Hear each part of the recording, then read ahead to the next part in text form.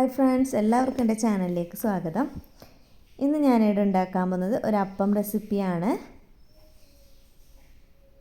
നമ്മളെല്ലാവരും വേസ്റ്റാക്കി കളയുന്ന ഒരു സാധനം ഉപയോഗിച്ചിട്ടാണ് ഇതുണ്ടാക്കുന്നത്.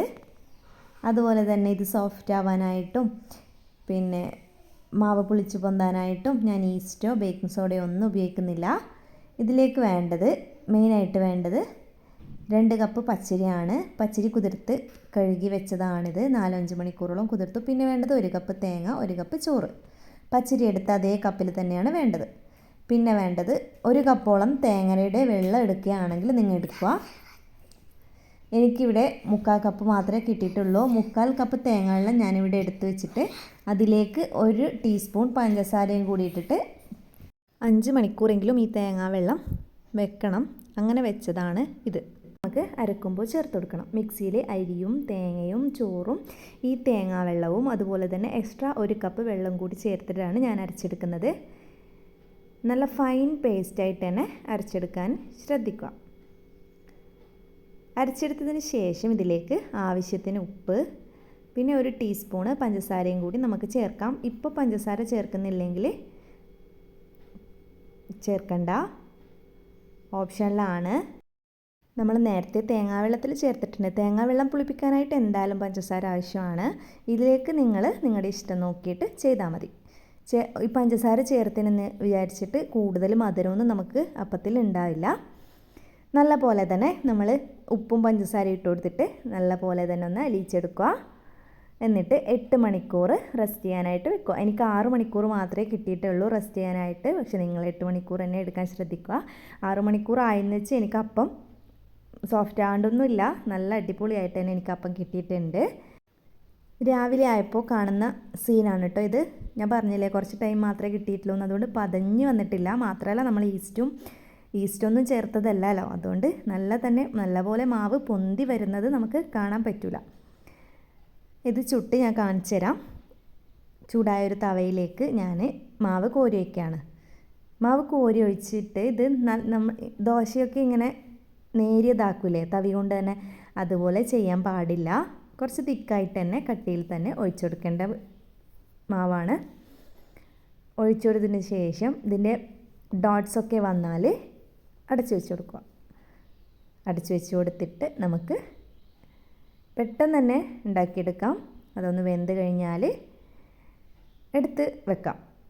തിരിച്ചിടൊന്നും വേണ്ട, നമുക്ക് എന്തായാലും അടച്ചു വെച്ച് കൊടുക്കുന്നുണ്ട്. നമുക്ക് മേൽഭാഗം കൂടി വെന്ത് കിട്ടും. ഇതാ കാണുന്നില്ലേ, നമുക്ക് മാവ് പൊന്തി വന്നില്ല എന്നേ ഉള്ളൂ. അപ്പം പെർഫെക്റ്റായിട്ട് തന്നെ ഉണ്ട്.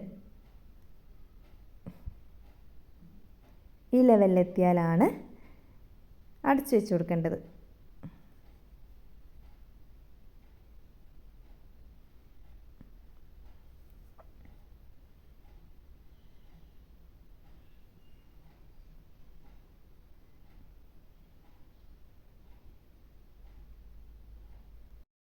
ഒരപ്പം ഞാൻ ചുട്ടെടുത്തു.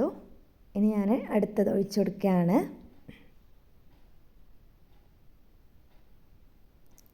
മാവ് ഒഴിച്ചു കൊടുക്കുമ്പോൾ ഫ്ലെയിം കൂട്ടി വെക്കണ്ട കേട്ടോ. മാവ് ഒഴിക്കുമ്പോൾ നമുക്ക് നല്ല ലെവലായിട്ട് കിട്ടില്ല. മാവ് ഒഴിച്ചു കൊടുക്കുമ്പോൾ ഫ്ലെയിം ഒന്ന് കുറച്ച് വെക്കുക. ഒഴിച്ചു കൊടുത്തതിന് ശേഷം നമുക്ക് ഫ്ലെയിം കൂട്ടി കൊടുക്കാം. അതുപോലെ തന്നെ ശ്രദ്ധിക്കേണ്ടത് അപ്പത്തിൽ ഫുൾ ഡോട്ട്സ് വന്നതിന് ശേഷം മാത്രം അടച്ചു വെച്ച് കൊടുക്കാനായിട്ട് ശ്രദ്ധിക്കുക. അതുപോലെ തന്നെ ഞാൻ എല്ലാ അപ്പവും ചുട്ടെടുത്തിട്ടുണ്ട്. ഇത് നിങ്ങൾക്ക് ബ്രേക്ക്ഫാസ്റ്റ് ആയിട്ടോ അതുപോലെ തന്നെ ഡിന്നറായിട്ടോ ഉണ്ടാക്കാവുന്നതാണ്. അടിപൊളി അപ്പമാണ്. ഈസ്റ്റിൻ്റെ ആ ഒരു മണമൊന്നും ഉണ്ടാവില്ല. ഈസ്റ്റിൻ്റെ മണം ഇഷ്ടമില്ലാത്തവർക്കൊക്കെ ഉണ്ടാക്കാൻ പറ്റിയ കിടിലൻ ഒരു റെസിപ്പിയാണിത്. അതുപോലെ തന്നെ നമ്മൾ നൈറ്റിൽ ഡിന്നറിന് വേണ്ടിയാണ് ഉണ്ടാക്കുന്നതെങ്കിൽ മോർണിംഗിൽ തന്നെ അരി കുതിർക്കുക. എന്നിട്ട് ഒരു ഉച്ച ടൈമിലൊക്കെ അരച്ച് വെച്ച് കൊടുക്കുക. പിന്നെ നമുക്ക് എന്തായാലും ഡിന്നറിന് ഉണ്ടാക്കാൻ വേണ്ടിയിട്ട് ഒരു 8 മണിക്കൂറൊക്കെ റെസ്റ്റ് ചെയ്യാനായിട്ട് ടൈം കിട്ടും. അപ്പം നോക്കിയാൽ അടിപൊളിയായിട്ടില്ലേ. അതുപോലെ തന്നെ ഇതിൻ്റെ തിരിച്ചിട്ട ഭാഗമൊന്ന് ഞാൻ കാണിച്ചു തരാം. കാണാൻ തന്നെ നല്ല സൂപ്പറായിട്ടുണ്ട്. എല്ലാവരും ഇതൊന്ന് ട്രൈ ചെയ്ത് നോക്കണം. തേങ്ങാ വെള്ളമൊക്കെ എന്തായാലും എല്ലാവരും വേസ്റ്റാക്കി കളയുന്നതാണ്. ചിലപ്പോഴൊക്കെ ഒരു രസത്തിനങ്ങ് നമ്മൾ കുടിക്കും, പക്ഷെ എന്തായാലും അത് ഡെയിലി ഒന്നും കുടിക്കൂല. അതുപോലെ തന്നെ എനിക്ക് 3/4 കപ്പ് തേങ്ങയുടെ വെള്ളത്തിനായിട്ട് ഞാൻ 2 തേങ്ങയാണ് എടുത്തത്. 1 കപ്പ് തന്നെ പരമാവധി എടുക്കാൻ പറ്റുന്നവർ എടുക്കുക. അതുപോലെ തന്നെ എൻ്റെ ചാനൽ സബ്സ്ക്രൈബ് ചെയ്യാതെ കാണുന്ന ഏതെങ്കിലും ഫ്രണ്ട്സ് ഉണ്ടെങ്കിൽ സബ്സ്ക്രൈബ് ബട്ടൺ കൂടി ഒന്ന് പ്രസ് ആക്കുക. ഇനി വേറൊരു വീഡിയോയുമായി കാണുന്നതുവരെ എല്ലാവരോടും ബായ്.